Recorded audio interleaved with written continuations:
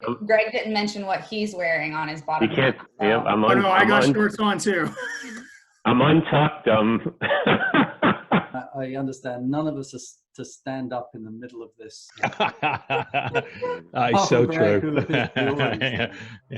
Talent Transformation webcasts are brought to you by the Talent Transformation Guild to help you understand and prepare for the new world of work.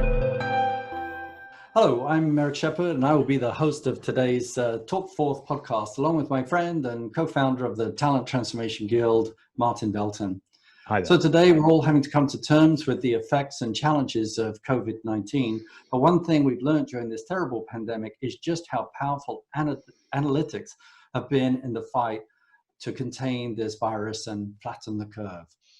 So I'm delighted today to be joined by Chris Moore, President and CEO of workforce analytics organization ZeroedIn. I'm going to be asking Chris about how analytics will be used in the boardroom and throughout their organization and throughout organizations during the COVID-19 outbreak and beyond. Great to be here. But first, I'd like to turn to our other guests today that join us from HealthStream. Gregg Loughman, Vice President and General Manager for People and Growth Solutions, and Jennifer Hamrick, Product Manager of People and Growth Solutions, both from the leading healthcare learning provider, HealthStream. Welcome, everyone. Thank you, Eric. Thank you for having us. Great to be here. You're very welcome. You guys are right on the leading edge of things, and so fascinated to listen to what's going on. Be great if we could have you introduce yourself. Maybe we could start off with you, Jennifer, go to Greg, and then Chris. Absolutely. Well, thank you again for having us. Excited to be here. My name is Jenny Hamrick. Like Eric mentioned, I'm the product manager for data visualization and learning analytics at HealthStream.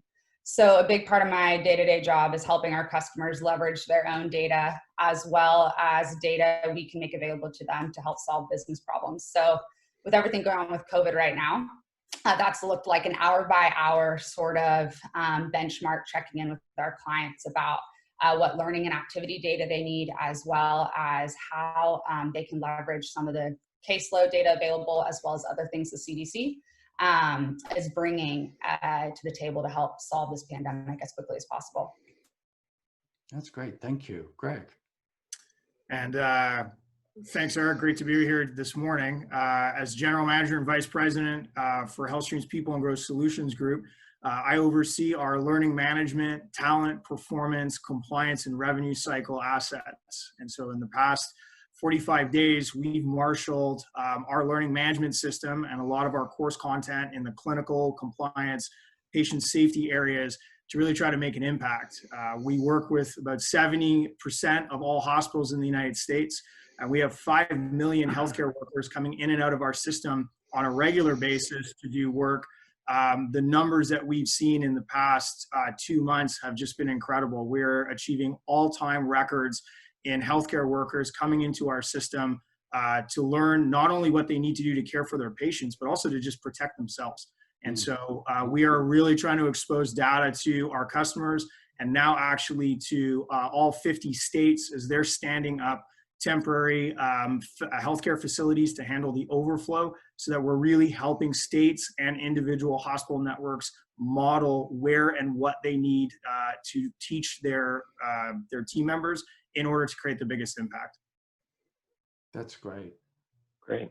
Before I let Chris go, Greg, I have to thank you and all your team for doing what you're doing. It's tremendous. And having run a software as a service company and knowing what it's like to have to scale up quickly, clearly you had the right technologies, the right philosophies in place so that the increased load that came in to deal with this pandemic, you guys could handle. So I tip my hat to you. I appreciate that, Eric. You know, I tip my hat to the executive team and everyone that we work with. You know, starting 30 days ago, we met and said, how can we take the content that we believe from what we're learning out of China and now Italy and South Korea at that point, what could make the greatest impact? And we started making it available for free. And then all of a sudden we saw people just coming into the system, and these weren't hospitals. These were individual nurses and respiratory techs and other folks who said, I need this info to stay safe. I need the information right now. Mm-hmm. And then we said, okay, how can we scale this up? And so basically, over about a 4-week period, we were in contact with Microsoft and AWS and others to say, how can you help us scale this information now? So it's been an incredible journey, and I'm very thankful to be part of an organization who leads with how do we help give back to the market we serve, and we'll figure out the economics later.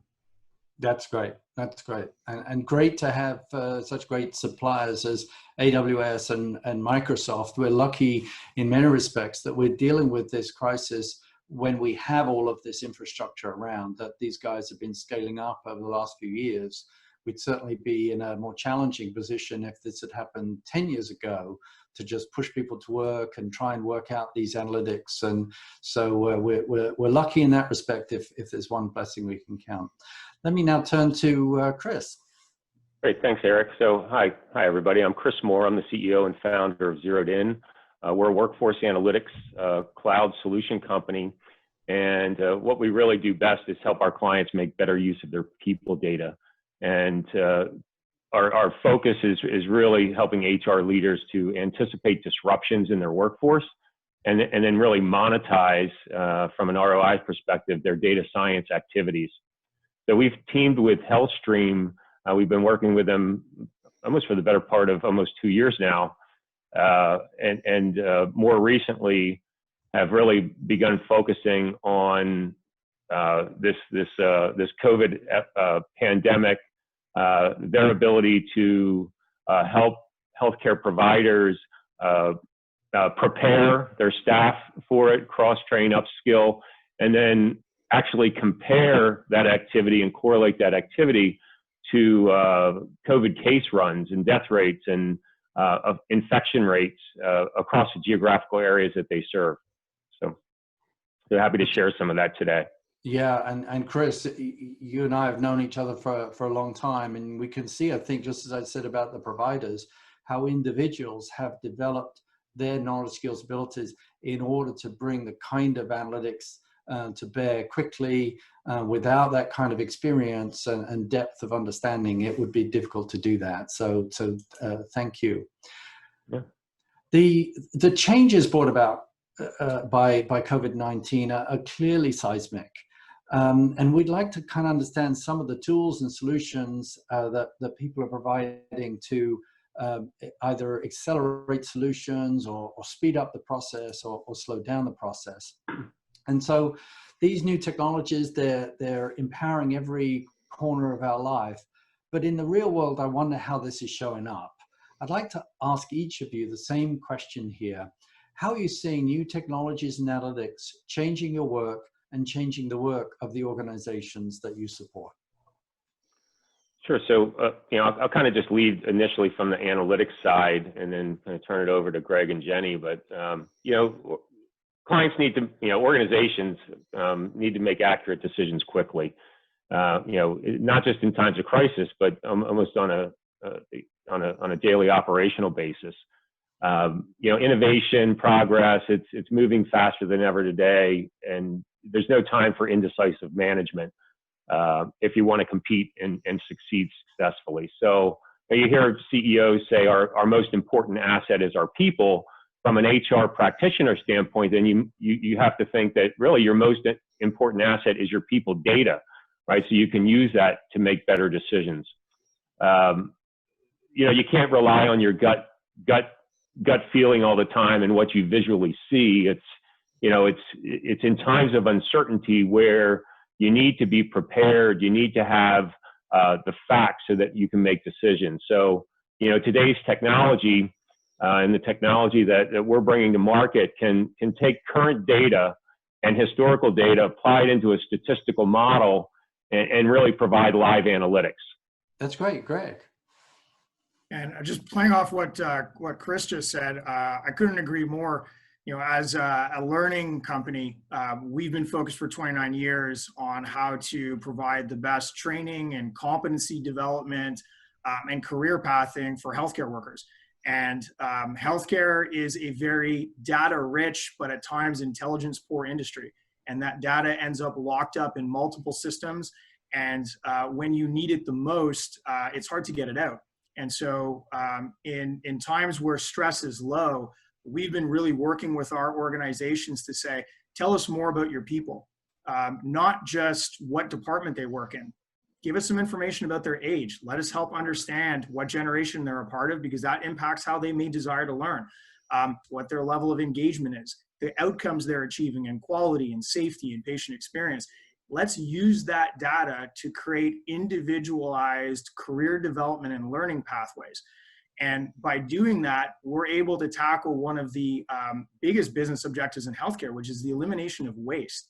For an industry, especially in the United States, that only sees its revenues increase about 2% year over year, we're talking razor thin margins. Any investment that needs to be made has to be made based on the idea of how does it give people back time. Time to be at the bedside where we're caring for patients, time to be with patients as customers where we're generating revenues, or even time just to give back to an individual so that they can invest in themselves. For us, that's not possible if you don't have data about your people. Otherwise, you're shooting from the hip, and you'll only know the return on investment you made in developing your people when it's too late to course correct. That's great. Thank you. Jennifer. I mean, following right along with what Greg said, I think on a really tactical level, we are seeing a move towards operationalizing and automating a lot of processes. So with budgets being cut significantly, especially during this pandemic, there are less resources, less people, but there's also now energy needed to be applied to other, what the organization sees as more mission critical activities. So from an analytics perspective, we are seeing an additional pressure to provide operational support, automating processes that traditionally maybe had a component of the component that was managed maybe by individuals now that we're looking to manage solely through some of the solutions that we're providing. And then the piece of how efficient can we make those. So ramping up speed as quickly as possible is also very important. Mm-hmm. That makes a lot of sense.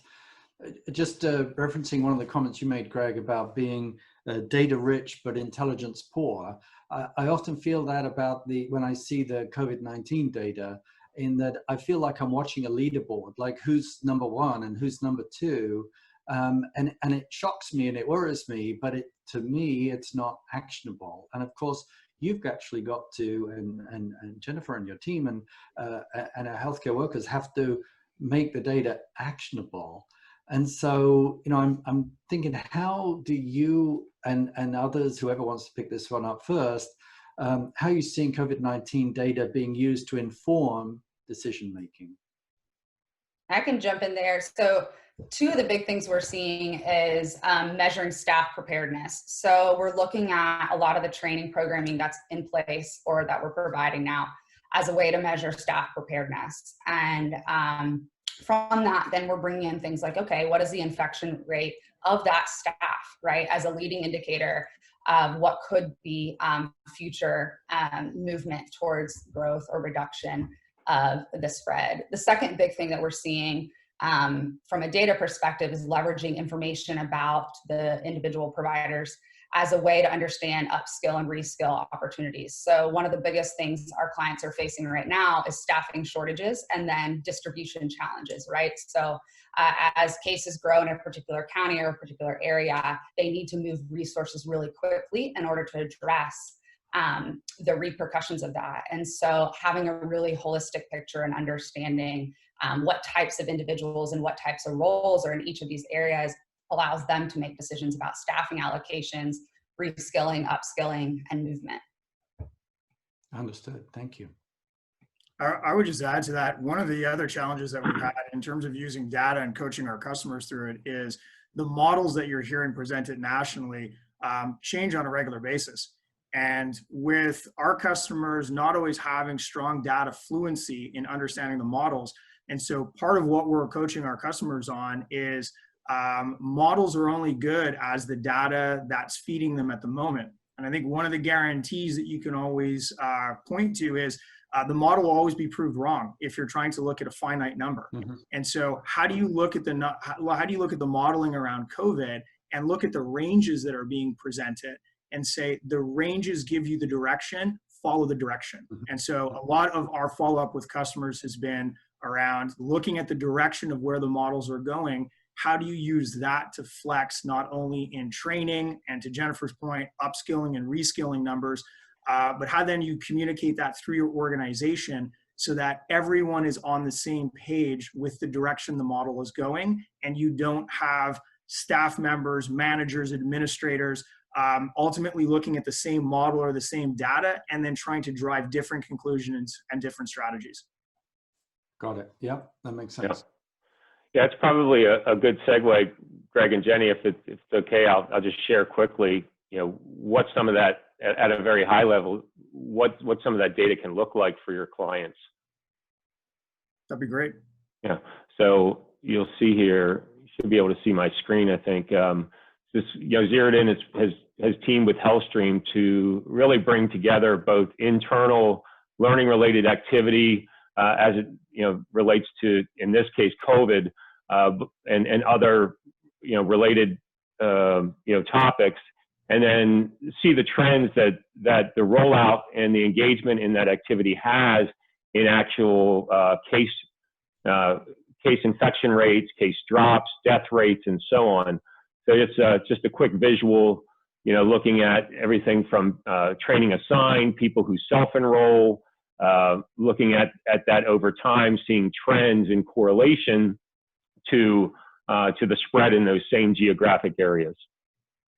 So it's something that's live, interactive for HealthStream clients, particularly the groups that are managing those resources who are on the front lines. And then outside of the healthcare arena, you're right. It's kind of like the leaderboard, but I believe that employers can use that to plan a timeline for a return to work. Right? It gives them insight as to whether the virus is spreading or contracting in the areas where their employees are located, and they're also making temporary changes to their leave policies. They're bringing people back on with premium pay. There's new laws that employers, some of them are financially liable for the time off related to FMLA and the expansion there. So those transmission and case numbers, that leaderboard can help gauge and calculate their time to limit financial exposure or lack of finances coming in.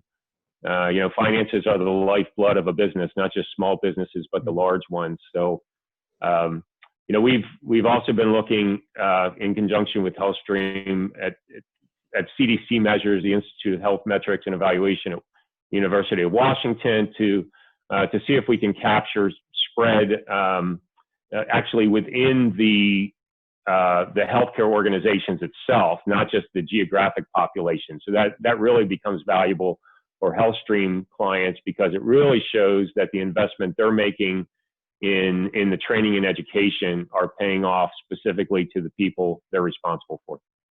Yeah, Chris, I couldn't agree more. The single data point that we're looking at the most is assigned learning versus elective learning.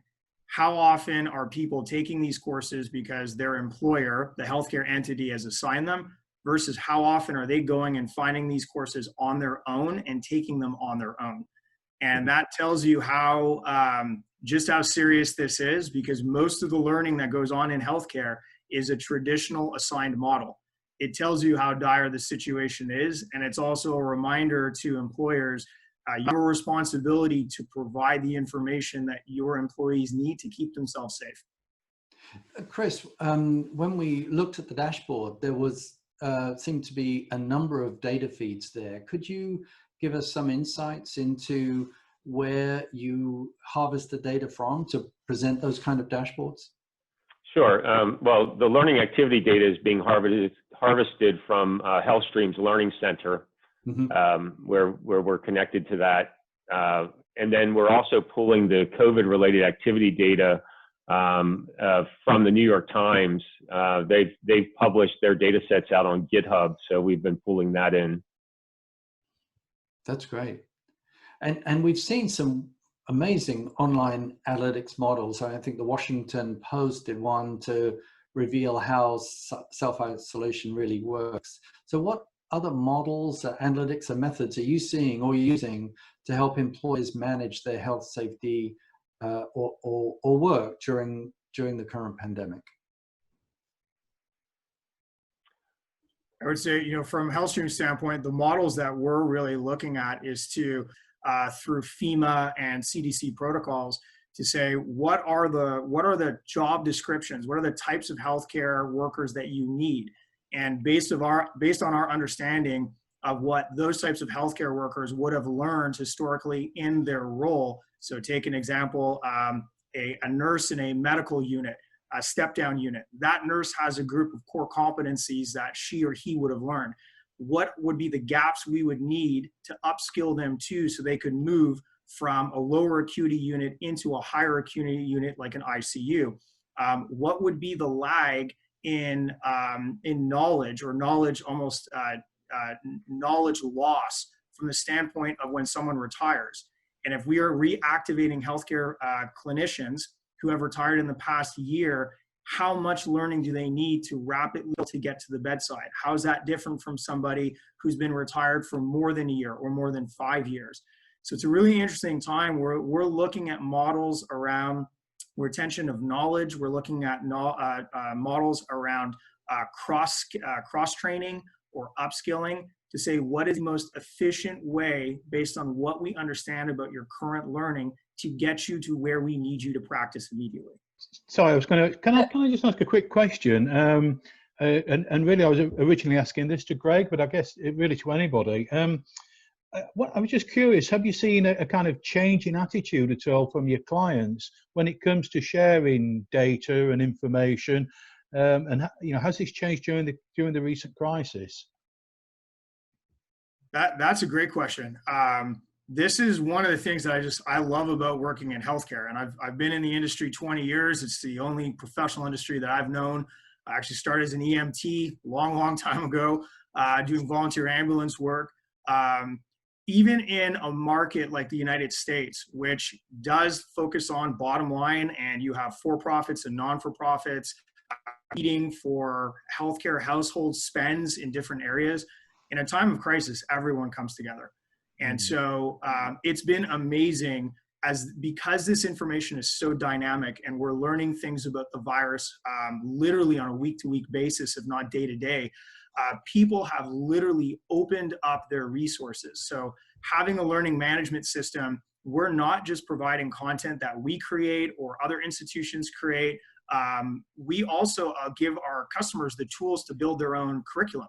And so we've had organizations put their hand up and say, we just created a series of videos on how to manage triage in a parking lot and how to quickly segment folks coming in so that you can fast track people to an ED who have non-COVID related cases, how you can test and then quickly transport people who have a high likelihood of being COVID positive while you're waiting for test results.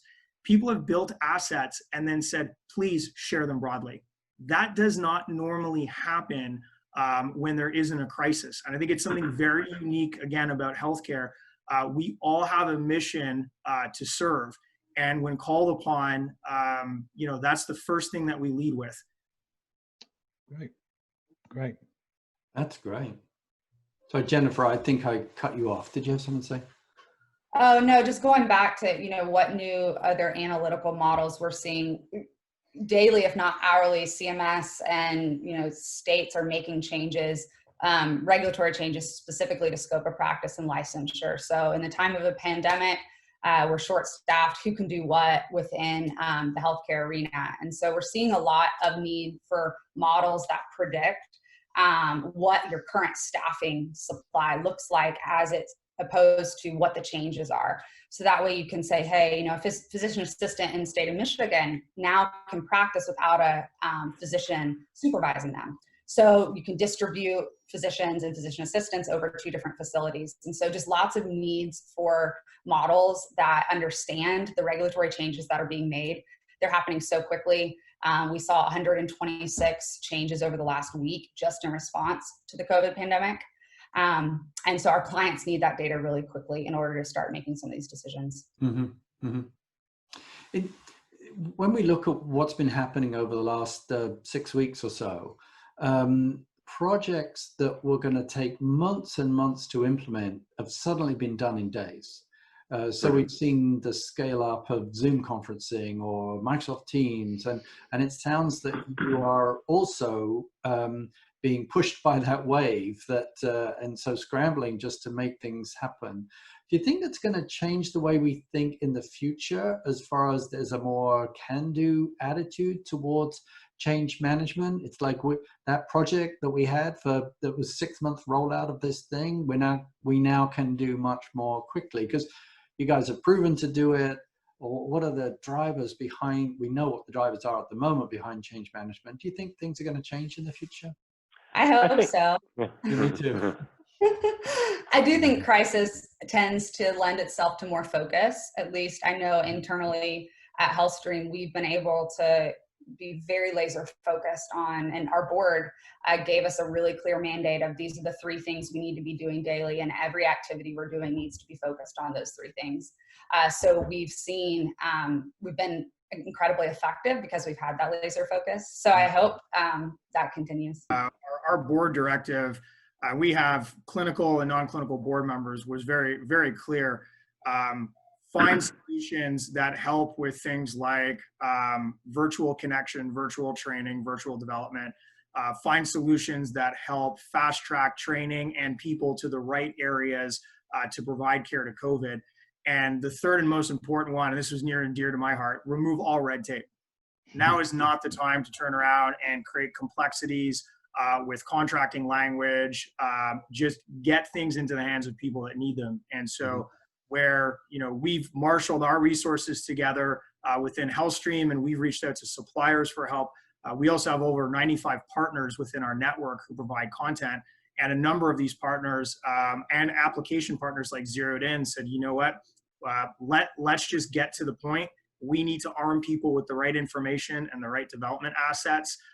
Let's get it out there. We'll worry about intellectual property. We'll worry about distribution rights and everything later. I am a bit more pessimistic than Jenny in terms of what this looks like 12 months from now, because one of the things that I've seen in my career in healthcare is we suffer from very quick amnesia.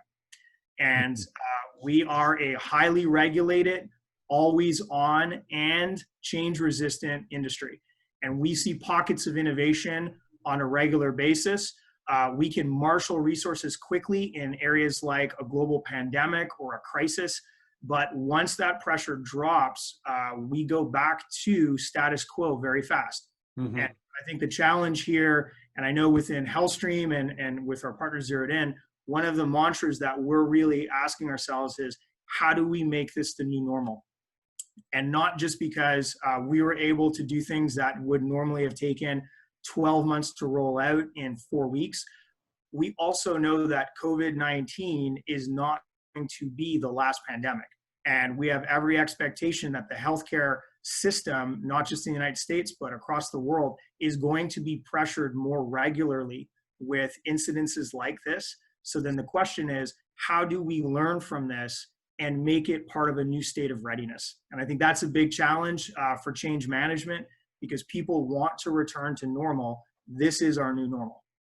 Yeah, I think you're right, Greg. It's there will be a COVID-20, right? And for those that didn't know, the 19 is related to 2019 when the pandemic actually started, or the virus was designated. But I think you're right. Priorities change over time and in times of crisis, and I think there'll be an opportunity to step back and say, okay, was that really a priority to begin with?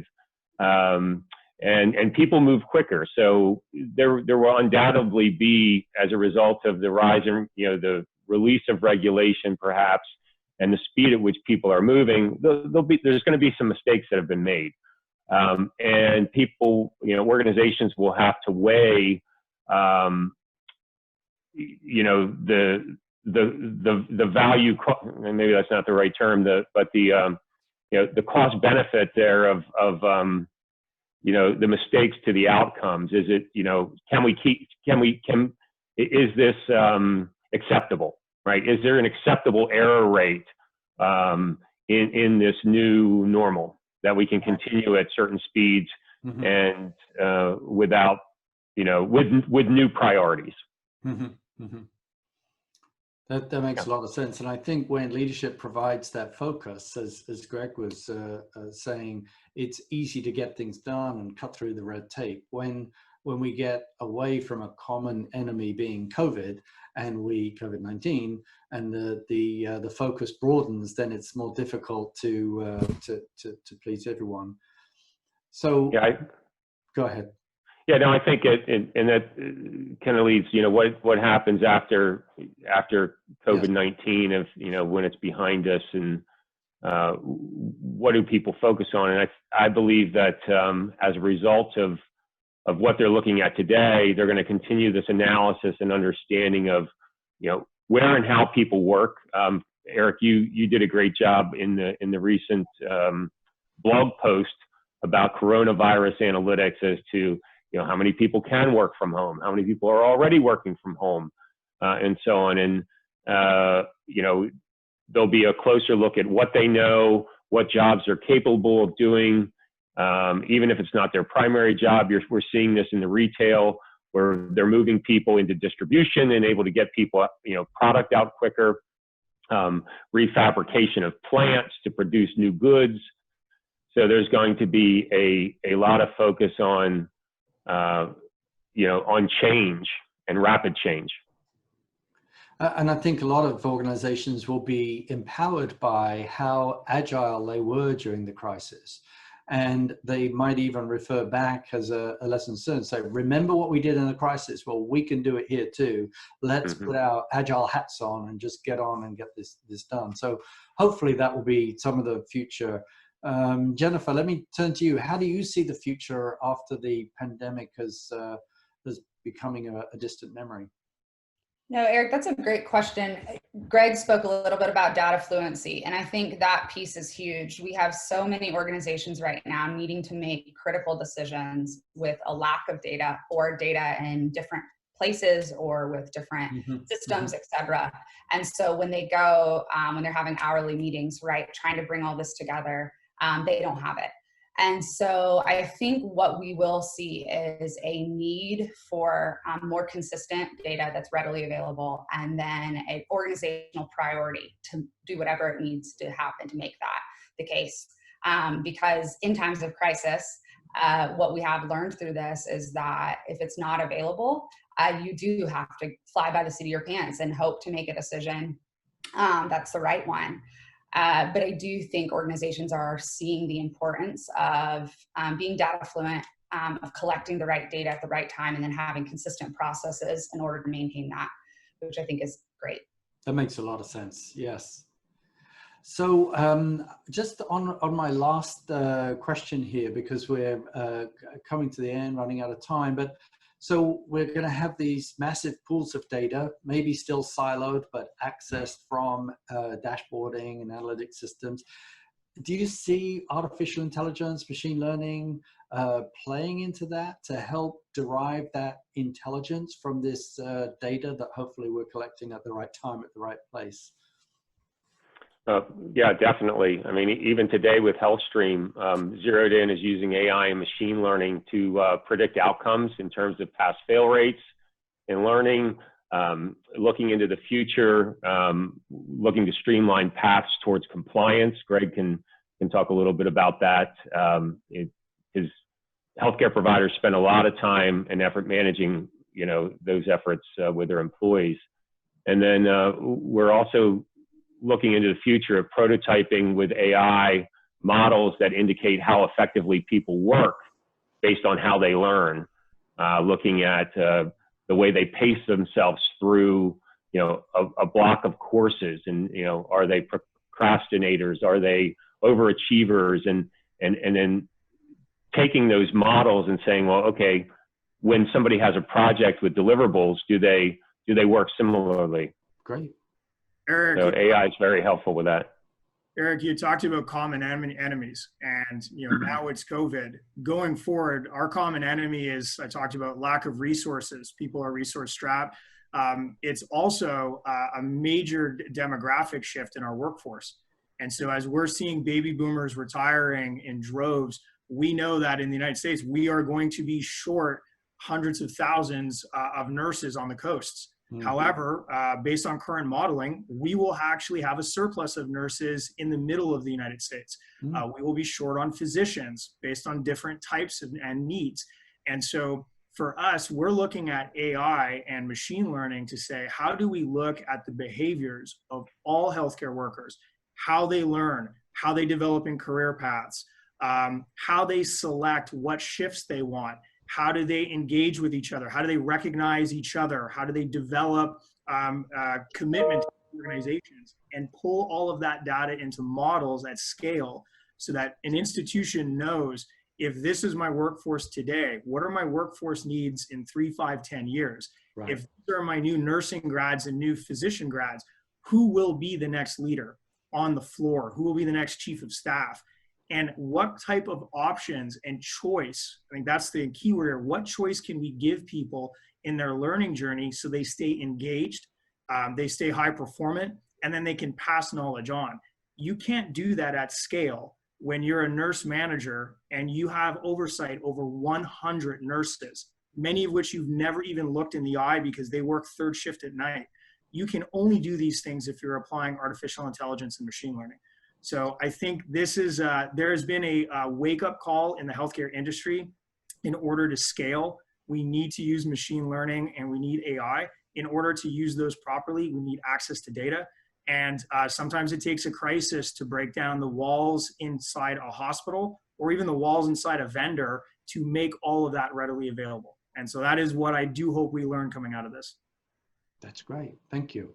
Like, Eric, can I just ask another question, actually? And really on the back of that, the adoption of AI, I think in the UK, we've also seen that this really is a worldwide issue. And so we seem to spend a lot of time looking at other countries, working out how they're responding to coronavirus, worrying about their moves. I was just kind of wondering, do you see what you're going to do now and the sharing of information, working with the clients, getting more solutions? Will you be looking to work on a more worldwide basis? Will you be forming partnerships on a much wider basis now? And how will that help you? That is a great question. We've been working with learners across, I think, about over 30 countries over our history. And this has been traditionally focused in our area of resuscitation training. So we're one of the largest resuscitation trainers in North America, and we've actually extended that content out into other countries. The workforce is global. And when we look at nurses, for example, in the United States, and physicians, a lot of these workers did not originally come from the United States. So we're bringing in healthcare talent from other countries. Well, then other countries are bringing in American healthcare standards through organizations like Joint Commission and IHI, the Institute for Healthcare Improvement. So I think as standards of quality go global, as the workforce becomes global, it's a logical extension that learning and development and the data about how people most effectively learn starts to become a global pool of knowledge. So I am hopeful that, again, we will continue to spread and work with organizations across not just the United States and Canada, but more broadly as well. Very good. Well, unfortunately, we've run out of time. Your insights were tremendous. I know you all have important work to do in carrying on with the work that you've been doing, but thank you so much for just sharing your insights at this moment in our history. So thank you, Greg, thank you, Jennifer, and thank you, Chris. Just to finish up, this webcast was brought to you by the Talent Transformation Guild. And if you'd like to know more about the Talent Transformation Guild, then please go to talenttransformation.com and please subscribe. Thank you, and thank you all. Thank you, Eric. Thank you all. Thanks. You too. Perfect. Thank you for listening. If you have enjoyed this webcast, please subscribe and like the show. And to learn and understand more about the new world of work, please visit www.talenttransformation.com. Subscribe and become a member. Thank you.